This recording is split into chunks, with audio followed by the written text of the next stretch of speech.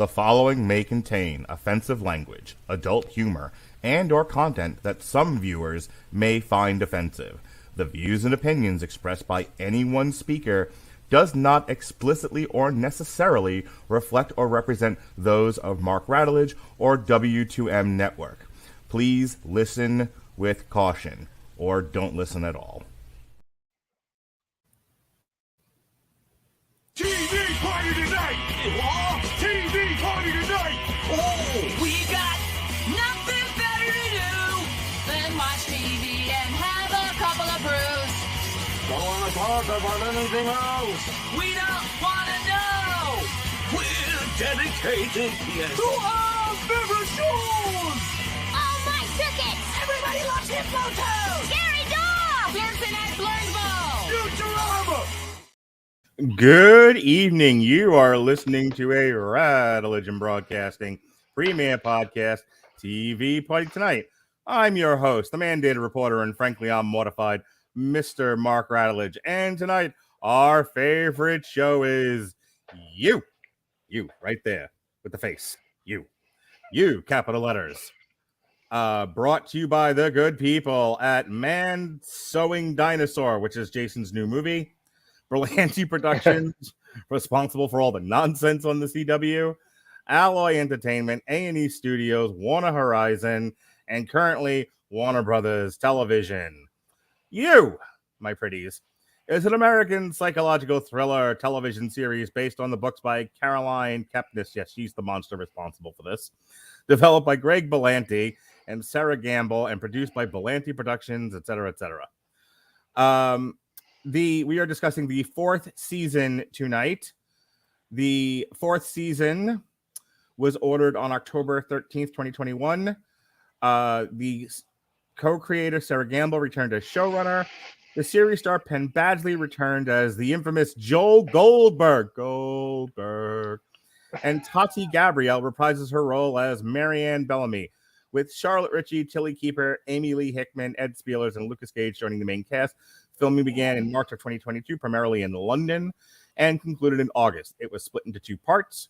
The first part premiering in February, and the second part premiering in March. And joining me, as he has for these previous seasons, is one Jason Teasley, short one Pat Mullen. How do you do, sir? I'm doing good. Based on everything going today, I'm in fairly good spirits. Yes, I'm happy you're here with everything we talked about prior to the show starting. Jason, you made me do this. You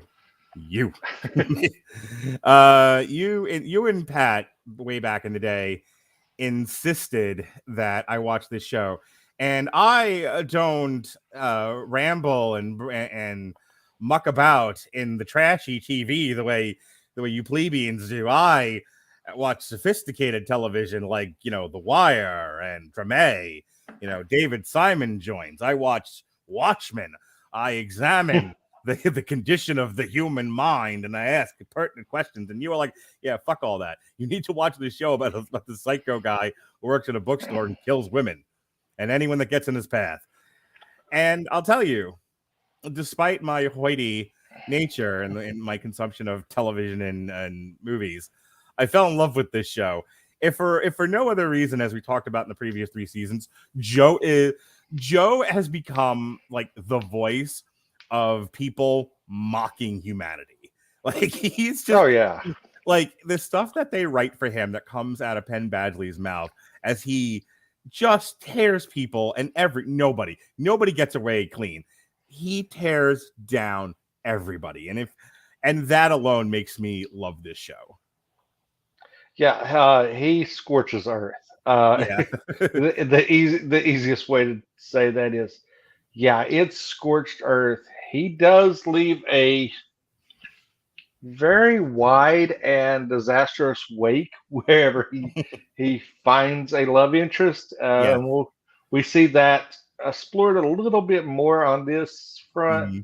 Not as great as past seasons, but this season was very interesting, and I like the season a lot. But I was just recently talking to somebody, and she asked me to explain what you is, And I was like, it's a smart guy who becomes obsessed with some woman. I neglected to use the term I was thinking. Like he falls in love with some basic bitch. And and then decides she's the bee's knees because the hot knows what the hot wants. Jason Teasley of the Screaming Boy podcast, and he's like, "All right, well, I have decided that you are it. You are the tits. You are the bee's knees, and anyone that is a threat to him or her, for that matter, he just fucking chops to pieces." And then eventually, the broad figures it out and is like, "You're a monster." And he is like, "All right, in the cage with you." And then she becomes his pet until she dies. Yeah, well, that is a good review of season 1. Spoilers. Season 2 is a lot less like that. Yeah, because then we're introduced to Love. Yeah, which her I used to hate. Brother. I hated Love in season 2, but she kind of grew on me season 3. Yeah, and she is just as batshit crazy as Joe. Well, that's the thing. Like season 1 is very much like why. I talked about this when you and Pat and I reviewed it. I was like, I don't understand what the attraction is. She's like the Target version of a broad. Like I don't get the appeal here. She's as basic as they come, but like the high end basic. Like she's not Walmart gal. She's Target gal. She's Target. Well. By the way, if anyone ever says Tarjay to me, you're getting punched in the throat. I just want to put that out there. I got asked about Tarjay. Tarjay, yeah. I got asked about pet peeves, and I said people who say Tarjay and bougie right in the throat. Anywhu, shut up. Shut up, Target girl. The peanut galley speaks. My wife's a Target girl for sure. She ain't no Walmart gal. Anyway, the second season. It's like I think they realize kind of what I'm saying about what was the girl's name in season 1? Do you remember? Some kind of weirdo name. You asked me too quick. You look it up. Let me keep going here. Yeah. But I feel like they knew they had something fun with Joe in season 1, but he didn't have a match because the girl was not up to Joe, and they wrote her that way. This is not a commentary on the actress. The character was not at Joe's level. And that was so funny because Joe even says that, like, I don't know why I'm in love with you. You're kind of a dunce. You're kind of shallow. So I think they realized in season 2, Joe needs his match. He needs his yang. And that's Beck. what Love was. Beck. Guinevere Beck. So I think with Love, they were like, you know what this show needs? The broad version of Joe. And Psycho. Yeah. Every girl that I've dated. It was Love. Well, as batshit crazy as her, but not. Yeah. And season 2 is great for that. I loved Love. I loved Love. I loved Love. She was fantastic, but she was fantastic because she was a lunatic.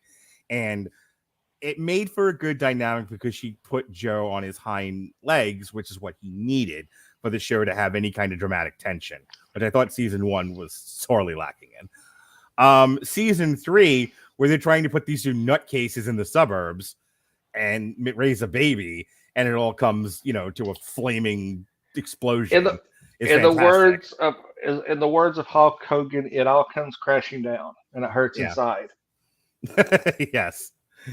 So, season 3, where they're trying to figure this all out, and it does not work out, and he becomes obsessed with Marianne, and Marianne fucks off to Europe, and then he follows her.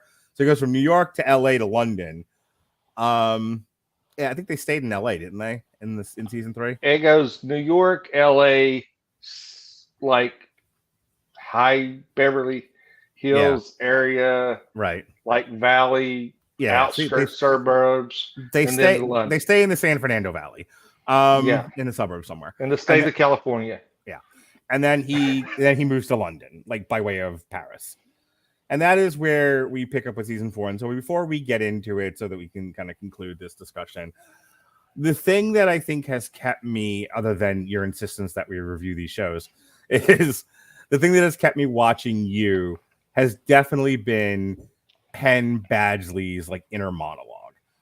And it's funny because season 4 kind of puts a twist on that on his obsession with some broad that, that just spirals out of control into disaster, which we'll talk about momentarily.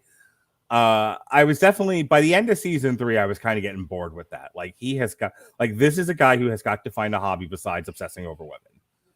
But the thing that always kept me going, that I was always like, I'm still interested in this show because of this, and this, was his ability to just cut down people, his observations, his, like, it had almost like that Gotham quality of the action and the tension gets so far out of control that it gets silly at times. So, like, by the end, like, the stuff that he's doing to cover up murders on top, it was like it was like at the end of The Shield.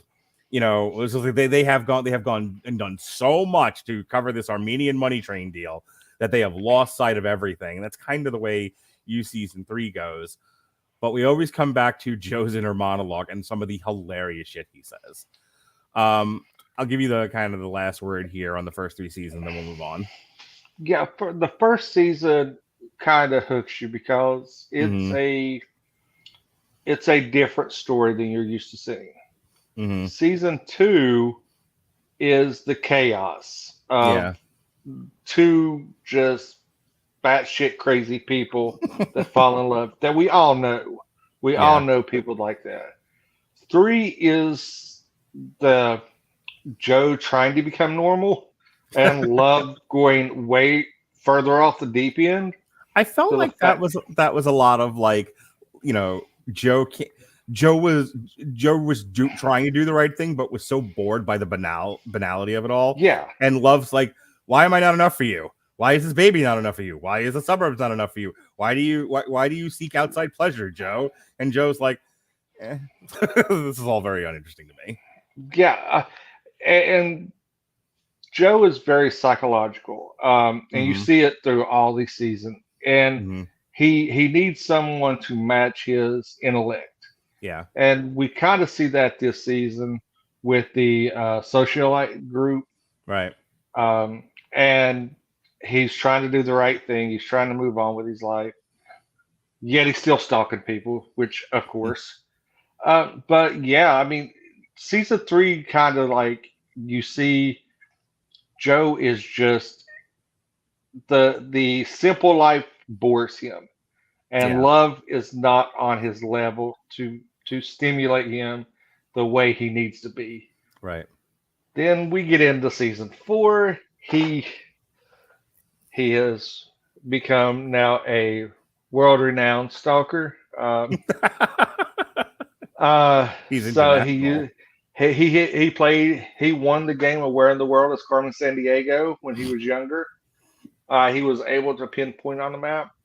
And you kind of, in the first half of the season, and my daughter was going to join us, and she kind of got, after the first episode of the second half, was like, I can't do this.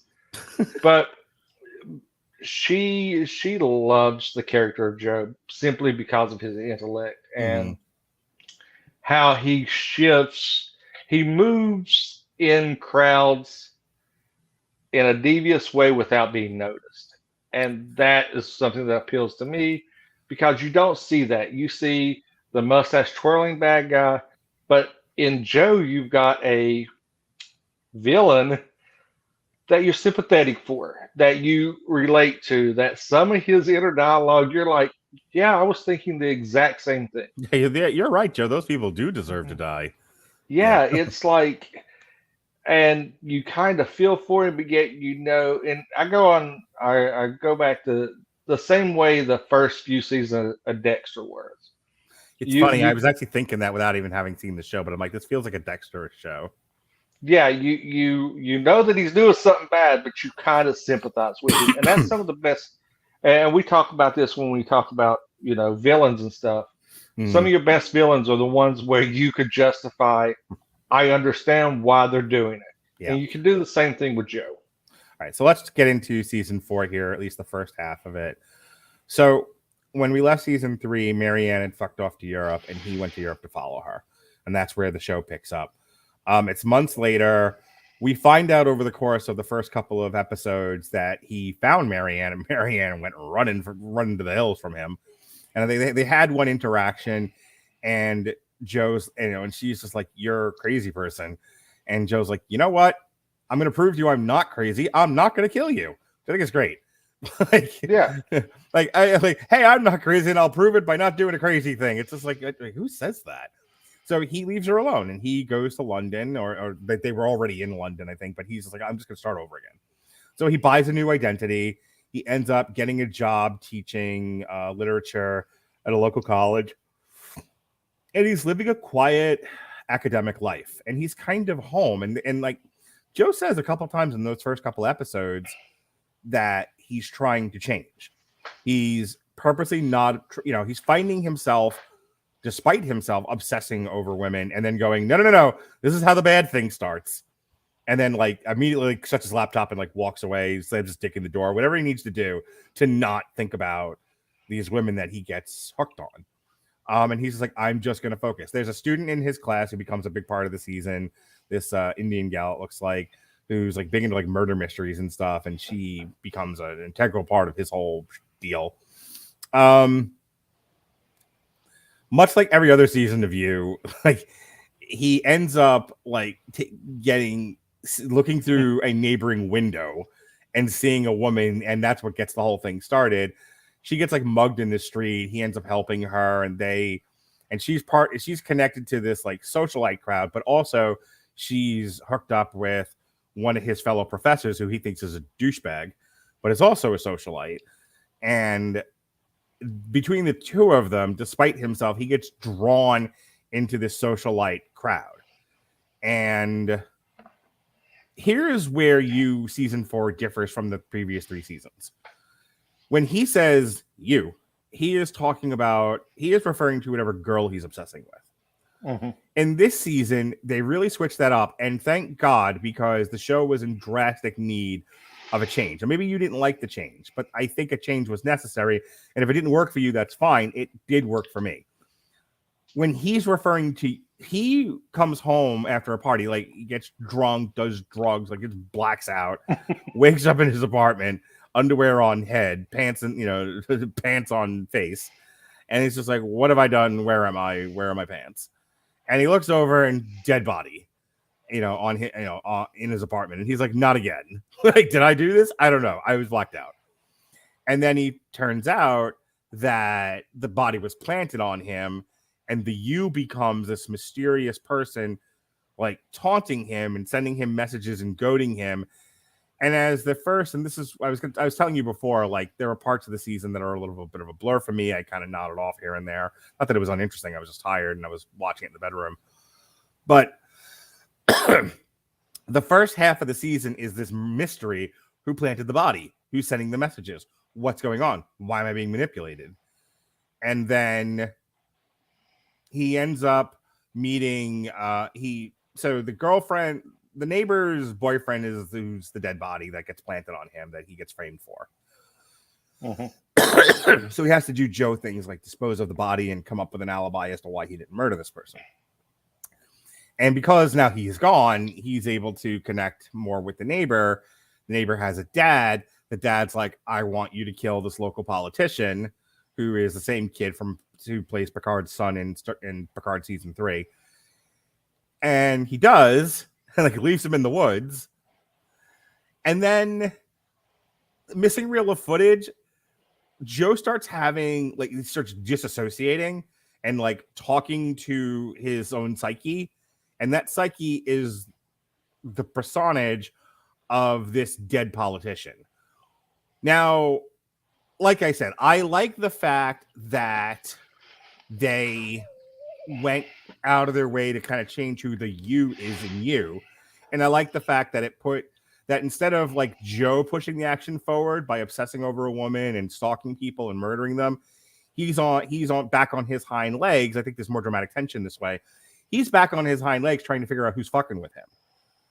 When he does figure it out is where I completely lost the show, and the show lost me, and I was like, what is happening here? So fill in the blanks for me.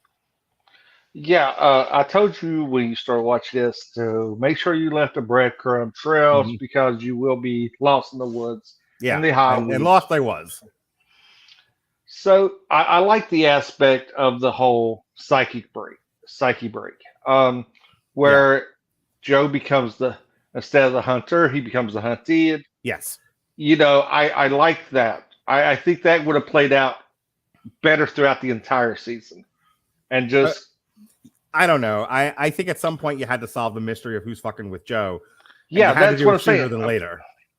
Well, I'm saying that you could have played the cat and mouse game throughout the entire, and just instead of having Joe obsessing over a female, he was obsessing over Who's fucking with somebody was me? upset. Well, somebody was obsessing over Joe. Yeah. So, Yeah, I and I he's like the trying. tables turning on him. Yeah, so I think you could have drugged that out, and Okay. and I don't want to go too far into the second half of the season and the big reveal Hmm. with the box. But I think you could have had that and had Joe's quote unquote um, British equivalent Hmm. and have them obsessing over Joe. So we got kind of the the opposite side of what we've seen for 3 seasons. Yeah, Joe almost needed, like, if he's Batman, he needed a Joker. And Yeah, that's what like, I'm more specifically, like Heath Ledger's Joker. Like, I needed someone to grab Joe by the shoulders and go, "You complete me."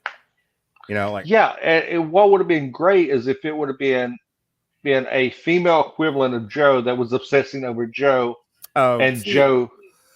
Well, go hear ahead. me out. No, I'll shut up. Joe being the one that's being pursued and manipulated and everything, Mm, but kind of on guard because he's seen everything that he's done in the past hmm. being done to him. So Yeah, and have him like kind of, okay, I know where this is going. How I don't know how, I can't control it because throughout the 3 seasons, Joe is a creature of has to have control. yeah, Throwing him in chaos wrecks his entire world, and you right, can't. And seeing him spiral out of control, like what does he do? Like right. throw the dead body in there, like, and have him, and just have some tie to, like, you could have had it tied back to the detective that was Hmm. hired by Love's family. Just kind of like somebody that bought information off Joe, or have it being somebody that was associated with Love Hmm. as a throwaway, obsessing about Joe, and then have the reveal, have the box still set up, Hmm. but instead of having him have the psychic break, have him being set up this entire time until there's a showdown of, like we kind of got in season 2 with Love and the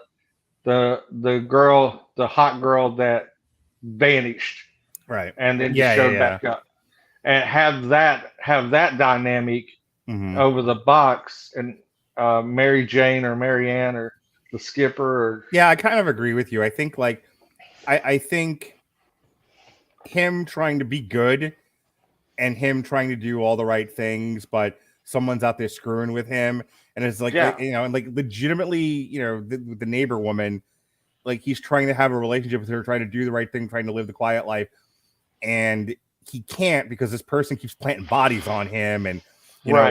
like he has like narrowly getting himself in trouble to where everyone's the way the socialite group's going to see that he's this murderer. I think that would have been interesting. But that's not the way they did it. The way they did it was in only a couple of episodes they resolved it. And but what I'm since you want to stick with the first half of this show, we'll stick with that for just a minute, because there's a couple of characters we need to talk about that he meets.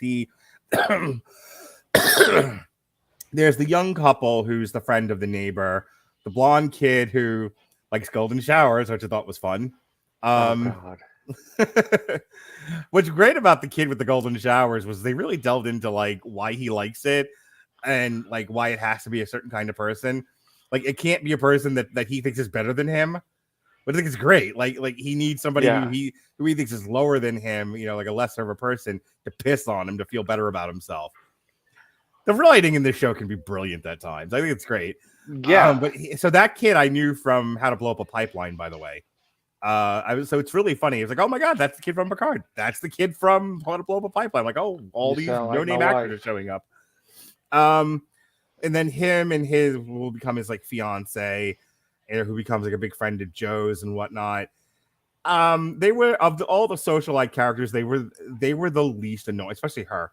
They were the least annoying because I think like I was gonna say he's kind of annoying. He's kind of annoying, but she I think has a lot of earnest to her.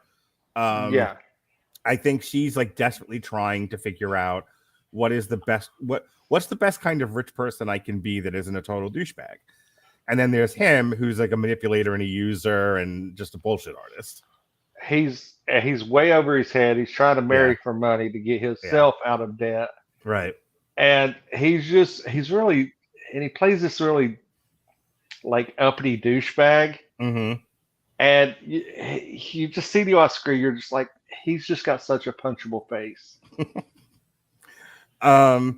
You have the two women with, I think one of them ends up dead later on. They're just annoying women. And then you have the ex-boyfriend who, there's an entire episode dedicated to him trying to kill Joe in a hunting trip. Yeah. So, all right. So just to kind of close up our discussion of the first half of the season, I liked the first half. I really liked the first half a lot. I like the idea of Joe being the one that's being messed with. I like the fact that Joe's not obsessing over women this season because that was getting old real fast. And I like the setting. I liked him hanging out in London. I like Joe's like tenuous grasp of the normal life, which my only real criticism of that was you fought so hard against this in the third season, and now you're like, after fighting it to the point where you had to blow up the house and chop your toes off, now all of a sudden you're like, Marianne broke me. Because that's kind of what happened. It was like he's still obsessing over her, and then Marianne, and then it was almost like he came face to face with himself in the horror in Marianne's eyes, and then he was like, see, chopping off my toes and burning a house down and killing a bunch of people and giving away my son didn't convince me I'm not leading a great life. Marianne's horrified face did. That kind of bothered me. That felt a little like weak tea. Yeah, and especially once you're revealed what happened, it takes the sting out of it. It's like eye roll. You're like, nothing's fucking changed. And he the only thing is he's fucking psycho now, and he talks to himself, and he has full blown conversations. All right. So bridge me into the second half of season 4, because I still haven't. I don't have a clear picture of what happened. How we went from they went to dinner with the girlfriend's dad. The girlfriend's dad's like, I know you. I walked with you once upon a dream. You're a killer. I need someone killed. You're gonna do that for me.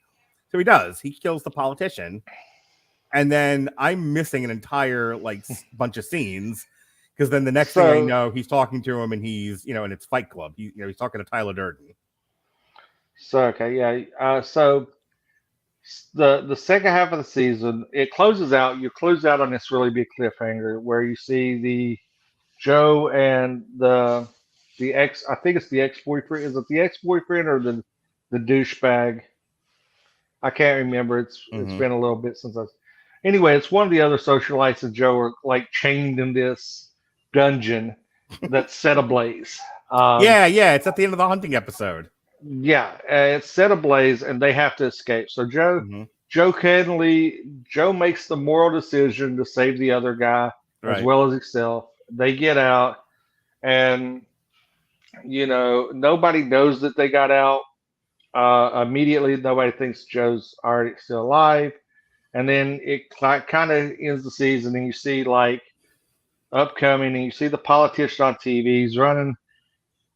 Well, you see the politician ad on TV, and he's running for the mayor of London or something. And you kind of, because it's revealed that that's who set him up and who's been fucking with him the entire first half. And then you get the second part of the season, and it just kind of, well, no, we pulled a Fight Club on you in 2 episodes, and Joe had a psychotic break. You start seeing stuff like him having interactions with this guy. Who was fucking with him then? Like, a simple question. Who? No, it was the politician was fucking with him, but he actually killed the politician. Okay, so that first half, everything that happened in that first half is real. That wasn't hit. That wasn't Joe. Joe didn't kill the boyfriend. The politician killed the boyfriend. Right. Until, I think that's what happened. Okay, and then Joe eventually kills the politician. Yes, and then the politician becomes his dark passenger. Yeah, and haunts him. Right, where he's having Tyler Durden conversations. Yeah. That part I was okay with. It was how we went from like the guy was fucking with him till the politician's fucking with him. He discovers it's the politician. He kills the politician on behalf of the dad, and then the next thing I know, Marianne's back and he's having disassociations.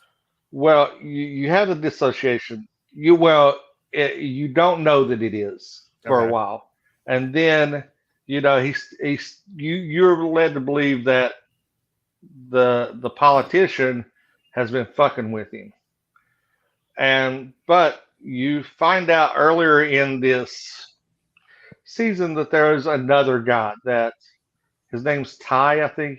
Mm-hmm. That is this author who like wrote about his tragedies and stuff, which comes to find out that it's really just a piece of Joe's psyche that he's talking to himself. Oh my god! he projected. If you remember, it's like in the first or second episode where they're at the party and he's sitting down and he's talking to the guy who's an author beside him. They're sitting in those 2 chairs. Yeah, that guy never exists. Oh, great. That's who becomes Joe's disassociation. He kills the politician, but the disassociation guy is Joe. Okay. In Tyler Durden. Yeah, it gets really and then we have, the misery episode where the socialite, the YouTube girl, no, she's like a YouTube Instagram model, gets kidnapped in a hotel room. Right. That they didn't even need in there. Oh yeah, where she gets kidnapped by the short blonde lady who's like, I'm just trying to protect you, and then Joe sets her up. Joe plants the ear on her. Yeah. Okay. So that I remember. Then Joe starts doing Joe things. Yeah. Because he's starting to realize he's just projecting, and everything that's happened is really him, but he's projected as someone else. Okay. So we go through. This is sounding dumber than I remember. Yeah, it gets very bad. You go through, and then you find out that Joe let Marianne go, but he followed her. He stalks her. He slips roofie in her coffee, and she ends up in the box. Yep. And that from that point on, I was awake. So when you find out that Marianne never really got away, and she's in the box, and then she's been in this box the whole fucking time. Yes. Like all through all the stuff we saw in the first part of season 1. She never got on the train. Oh my god. Are you serious? Yeah, she never got on the train. When he goes by and snatches her necklace and roofies her coffee, and she passes out, and he puts her in the box. And so all that time he's like teaching in class and kind of looking through the window and dealing with the douchebag professor who ends up dead in his apartment. She was in the box the entire time. Yes. She was in the box. Okay, this show is the dumb. Yes. And then, I told you the second half of the season unravels all the good fortune that the first half gave. Yeah, because I was really positive. Now that I hear you're telling me some of these details. Because again, when I woke up, she was in the box, but I thought like they somehow ran into each other, and I didn't realize she'd been in the box. So that whole thing where he left her and was like, "I'm going to be a better person. I'm going to show you I'm not crazy." was utter horseshit. Yeah, and when he follows her to the train station, Mhm. he still follows her to the train station. You see him snatch the necklace. Okay. So yeah, but then later on you see Okay. that he So also I have to slips something in comment. her drink. I have to comment. This, see, like, not every Greg Berlanti show is trash. However, there are some trashy tropes in the Berlanti verse that he's a little too dependent on. This is one of them. This, like, the big reveal, and then everything is convoluted and over dramatic and ridiculous. That is a very Berlanti thing, and it's like, now my problem is, like, the difference between this and, like, say, season 3. I don't think the tension was artificially inflated in season 3. Like, I feel like the tension came from things just got away from Joe, and then Love started actively working against him, and then it became kind of spy versus spy with those two, and like trying to outwit each other. Where the way you're describing it, the tension in the second half of season 4 is way inflated and artificial. Oh yeah, like this all sounds way stupid. Oh, it is. It is. Yeah, it is. But yeah, then you find out. I can't remember how the student finds her. She followed Joe out of class. That's what I remember. Okay. And they also explained it 2 and 3 times. She followed Joe, and when Joe left, she went down there, and then they worked out their plot. Yeah, and then so you got Marianne, who starts playing on Joe's psyche about the little girl, and they hatch a plan to sneak in some drugs that's going to like slow her heart rate down to make it look like she died. She fakes her own death, and then he, like, being a scumbag, like, leaves her strewn on a park bench, walks away, and she's like, yoinks off, fucks off, and and then the student girl comes and wakes her up. Yeah, with a magical kiss that was bestowed upon her by the dwarfs. Yep. By 7 little dwarfs. Yeah. But yeah, she wakes up, and you do used to see this like spiraling, and you're like, yeah, this is creating more questions than answers, and you're getting. Let me say this. Season. I think an examination of Joe's, like, splitting psyche is interesting in better hands than the people who wrote this show. Like, him falling apart because, like, the murders have caught up with him, the constantly having to scramble and hide evidence is all caught up with him. I kind of sympathize with the idea of, with all of this stress and tension, he finally just cracked up. And the problem is they don't do anything. The most interesting thing they do with it is him committing suicide. Like, him trying to excuse me. You're fine. Okay. So why Mark steps away? The most interesting part of this is okay. The most interesting thing that about, like, the whole split psyche thing is it becomes like a shift. Like, again, we're talking about the U is now his own psyche, and so there's this, like, conscience part of Joe, like, good conscience part, the Jiminy Cricket part, right? That's at war with his old obsessive murderous self. And so there's like a battle for Joel's soul going on between, like, Good Joe and Devil Joe. And Good Joe comes to the realization that the only way to beat Devil Joe is by killing himself. Fix the problems that need fixing, resolve the issues that need resolving, and then take yourself out of the game because you deserve it for every shitty thing you've done. And that's about the most interesting thing that happens in this entire season once, some of the reveals happen, is that, feeling like there's no other way to handle his situation than by throwing himself into the river. I kind of wish they had just. I mean, I know it got ordered for season 5, so they can't kill him. But I kind of think it would have been stronger if they had, like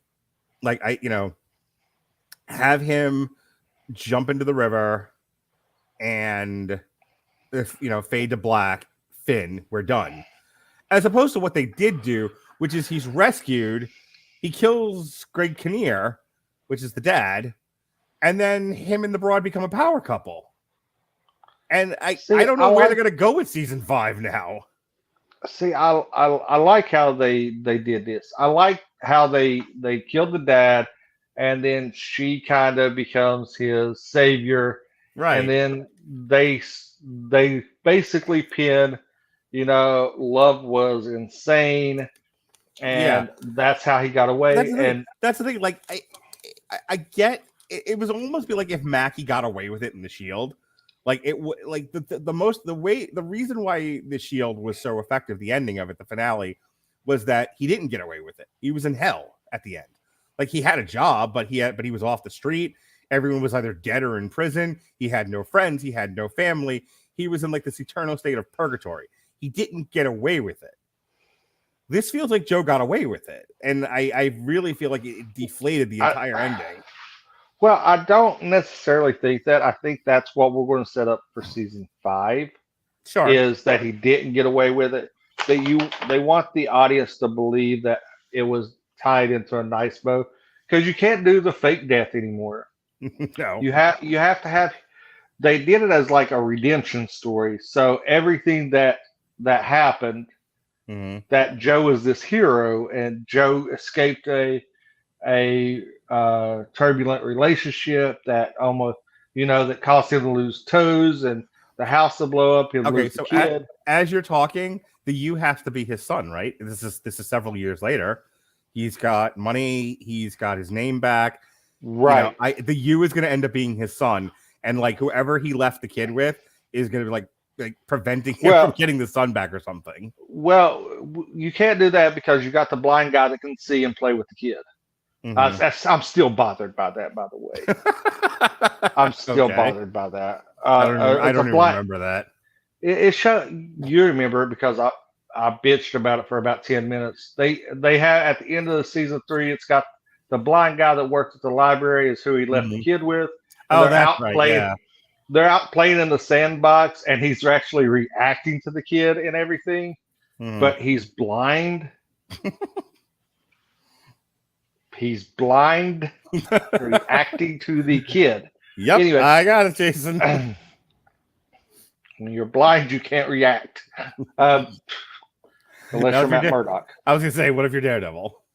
Unless you're Matt Murdock. Or, Cyclops, which he could see with his special visor. Okay. But I think the U needs to be... I think... Because you still have, regardless of what people want to believe, you still have Love's mom out there who is utterly fucking psycho. She knows that Joe's alive. She's going to want 40, which is the kid, and she's going to go after Joe and try to, and the kid's going to come into play. Right. Always, we kicked around the idea of the girl from season 2, which was Jenna Ortega, coming back down the line. I think she's kind of big timed this a little much, and I was gonna say, she can't even come back to Scream now because she's too busy. Yeah, I mean, well, she's locked in for one more deal on Scream, I think, one more film. But yeah, I mean, her star is kind of blown up. I mean, and justifiably, she's a great actress. But yeah, we talked about that being part of this season, like her. But it would be interesting because she is one of the people that knows Joe's secret to not necessarily have a predominant role, but maybe a cameo. You're kind of pitching like a Legion of Doom here, where all the loose ends from the previous 4 seasons are going to come back to haunt Joe. It's going to be, this is Ghosts of Christmas Past. Well, not necessarily that. I think the mother is going to be the main antagonist in the next season. Probably. Trying to, because Joe ransacked the family. Was the cause of 49, killed love, the baby's gone, she's got money, power, and connections. That's how, Joe was found in Paris. I think that comes back into play. I think she comes back into play. But I think that the one thing is, and I think you can do a Jenna Ortega cameo, and that's probably about it. She can't be a main thread of her just like doing a cameo of like, I know who Joe is. I know what you did last season. I know what you did last summer was drinking your juice in the hood. It was a message. But yeah, I mean, I think you're going to have a lot of things from Joe's past coming back. A lot of the things that Joe knew in New York. Some things, and you're going to have a culmination of Joe just spiraling. And I think this season was really good on it because you've seen the cameo from Beck, you've seen the cameo from Love. I think that was really good to show his psyche. Yeah. The break, how he was spiraling. And I think you're going to see a little bit more of that, which I would love and I would be here for. But I think you're going to see more of his ghosts, like what was the annoying Peaches? Like 40, and stuff like that. And all of these people that Joe has killed in the name of love, not the person love, but the emotion. Right. Let me. And they're going to come back and haunt him, and it's going to come down between. And I think the twist is the girl that he's with now, which was the neighbor, is going to be the demise of Joe, and where this is going to be the final season. Yeah. Well, first of all, I would have preferred if they had just ended it with season 4, but we're getting one more season. They've already said it's the finale season, so clean up loose ends, like you're saying, bring back some old characters. Joe can't get out of this show alive. He's got to die, right? Let me sum up my thoughts on season 4. I'll give you the final word, and we'll get out of here. We knew we weren't going to almost. It was going to be close to like up an hour, maybe. I liked a lot of season 4. It's not perfect. Some of it's the dumb, and like I said, I fell asleep on a major plot reveal. So when you told me about it just now, or a few minutes ago, I was like, oh my god, that kind of makes me hate the season now. But besides that, I have to talk about like the commentary on like the rich like socialites and the things that the writers are saying through Joe, because you can be a very angry show. It is definitely a lot of editorial opinions about human behavior and culture, which is the best part of the show for me. Like, I know like a lot of people like this because they like, trashy murder mystery type stuff. So this is what I was pitching to somebody else before. Like, if you like trashy murder type shows, this is the show for you. This isn't. We got a show for you. Yeah. It's not really my thing, but as I said at the top of the show, the thing that that I like about you that makes it stand apart from every other show that's like this is that commentary on the human condition and the funny way that it's handled. They have to do more of that in season 5. Without that, the show is kind of nothing. Joe is, without that, Joe is kind of nothing. So going back to my thoughts on season 4, switching it to London, dealing with that crowd, doing the commentary on it makes the season for me. I'll be curious to see how they handle it in season 5. The rest of it, like, to me, the most boring stuff in the show is when he's scrambling and murdering and trying to figure things out. The best stuff is when he, like, those early couple of episodes where he's like picking a target and doing like the Facebook talking and all of that. That's always the fun stuff for me. So like I always struggle with the second half of any season of You because there's less of that now, and it's more of the just running around killing people, trying to resolve loose ends, and that's not where Joe's the most fun. And I'll give you the final word. No, I mean, I think of him more like the psychological Mhm. mass murder, such as like uh, John Kramer Yeah. from Saw, that vein. Um, so I like the more of the psychological, the intricate workings of how things are done rather than them actually being done. Right. And I think that's where this show shines is the seediness of what he does and how he does the research to stop these ladies. Like with Beck, I mean, he was really literally rubbing one out outside of her fucking window one night. Right. Like And you an old do. lady walks I up mean, on him. like, look, who hasn't jerked off outside some girl's door that we're into?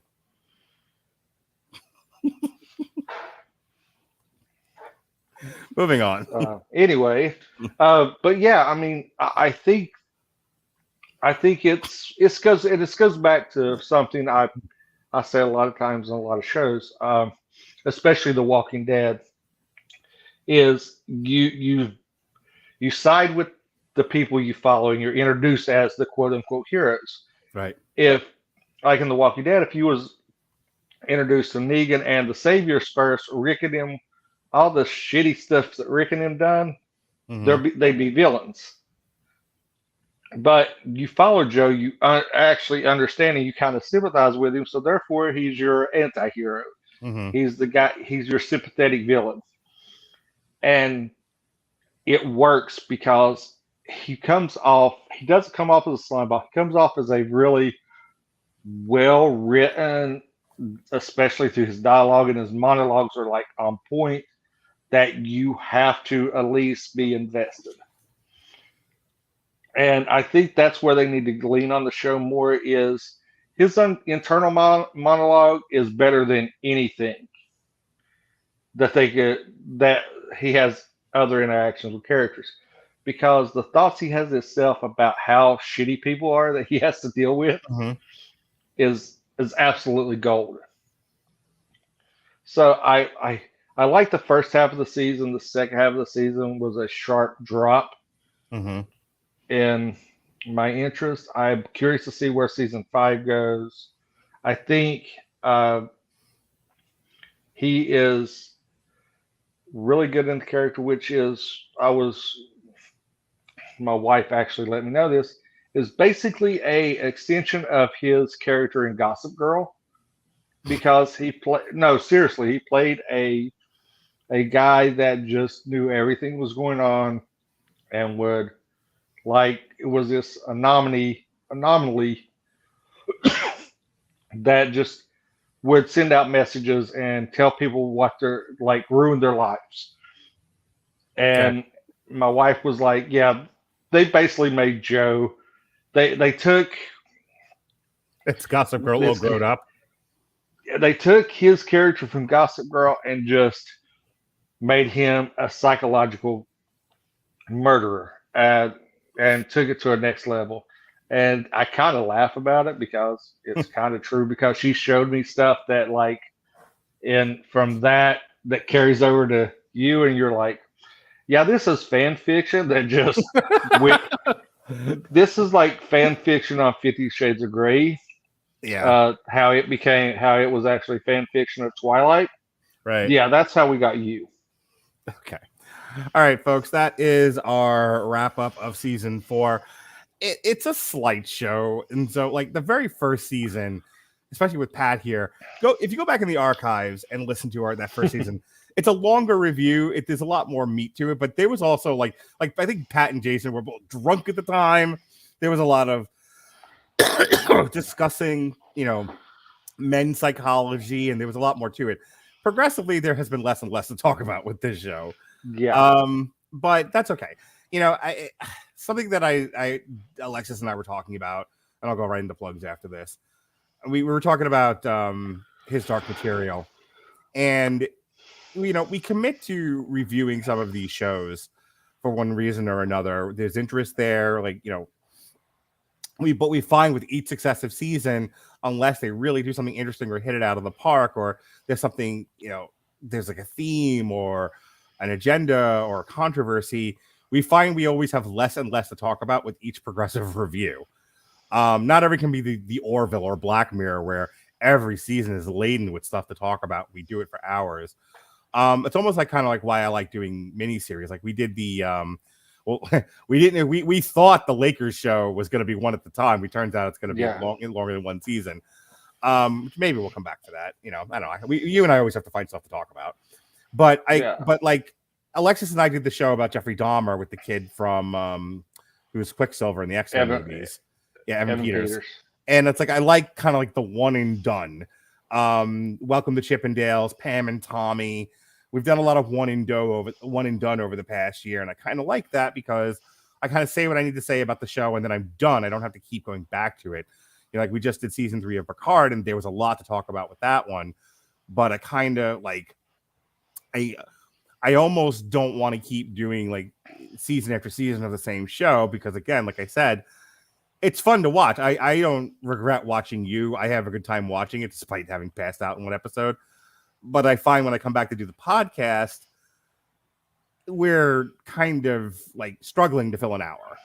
Well, you got to retread a lot because with this show like this, you can't just talk about it in a vacuum. You got to, this was set up in season 2. This was set up in season 3. Well, the other side of that is there are other podcasts that like to get into the minutia of like they go episode by episode. And I remember when we used to do that, and it was dreadful. It was so boring, and I especially with shows like the Mandalorian and the Marvel shows and stuff. Like that's like geeky stuff that I don't want to deal with. Like I want to get into like the meat of something really interesting to talk about. And sometimes shows give you that, and sometimes they don't. So season 4 kind of gives you some meat to talk about. But once we did, it was like okay. The rest of it's just where are we going? Yeah, the rest of it's just kind of pulpy nonsense. Speaking of pulpy nonsense, this week I know I'm in the great, I'm in the great cutback of the continuing from 2022, the great social cutback. But this particular week, I loaded up the schedule for one reason or another. So I've got quite a few things going on. So tonight was our season 4. Tonight was our season 4.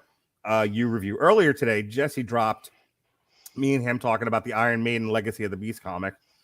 Tomorrow, where we would normally doing Damn You Hollywood, we're instead doing a TV party for the Muppets Mayhem. And John Brodigan is making his glorious return to the Radulich and Broadcasting Network. Yes, John Brodigan, formerly of PC Live and The Right Hook, will be together again. And he'll be joining myself, Zach the Lego Maniac, and Alexis Haina talking the Muppets Mayhem from Disney Plus, which I saw and was a great show, and everyone should watch it. Check out more of my thoughts tomorrow night at 9 o'clock. Wednesday at 9 o'clock. This was a triple feature, but then Robert and I don't agree on something, so we had to cut an entire show so we can yell at each other. So instead, it's now a Damn You Hollywood.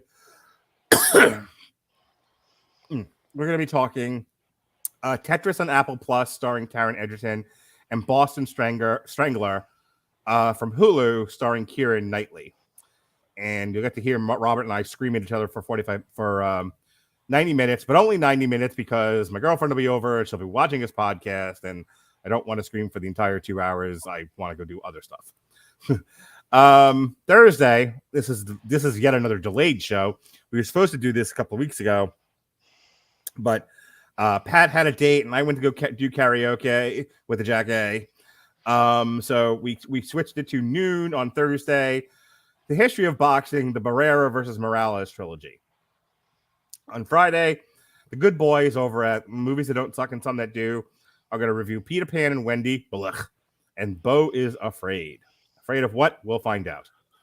Peter Pan is a... No. Stop that, you troll.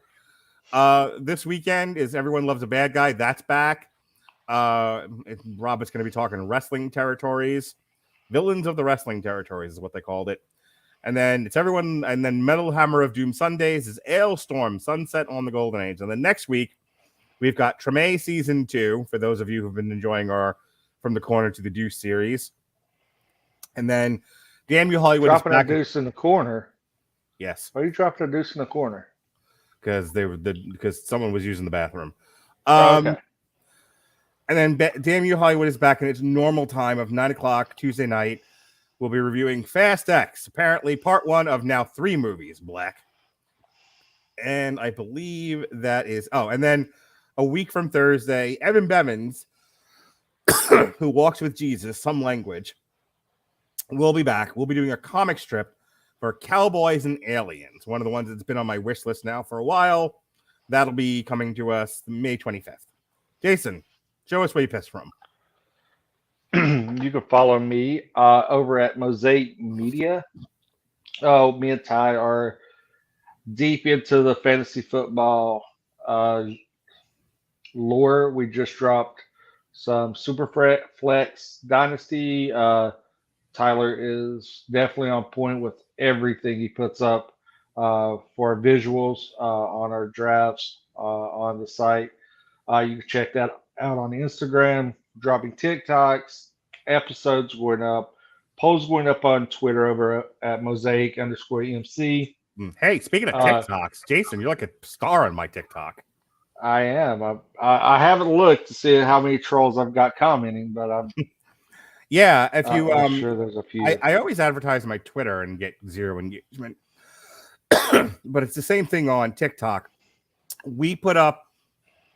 I put up kind of like 3 things on my TikTok: clips of the show, many of which feature Jason and his brilliance. And so it's at Mark Radulich on TikTok. You can find clips of the show. If you don't want to sit through an hour or 2 hour long podcast, you just want to hear the best 10 minutes I can find, the juiciest 10 minutes or less. You can find that on my TikTok. But then also I'm social, as we all know.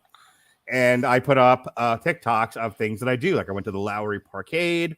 I've been to a bunch of concerts. I put up clips from those concerts and pictures and all kinds of fun things. Like dying. That I do. So you can check out me and all my women, my various women, doing social things all around the Tampa and Orlando area. And then the third thing I do on TikTok, just like bullshit with my kids, like random nutty things with my children. So, but the thing relating to this is check out at Mark Radulich on TikTok for clips of all of my podcasts for like the past 2 years or so. All right, you can finish up, Jason. All right. We've got polls going up daily on our Twitter. We're into an ADP discussion right now that accumulates with our best poll this coming Friday. So definitely check out there. You can check me out, Mosaic East Coast on Twitter.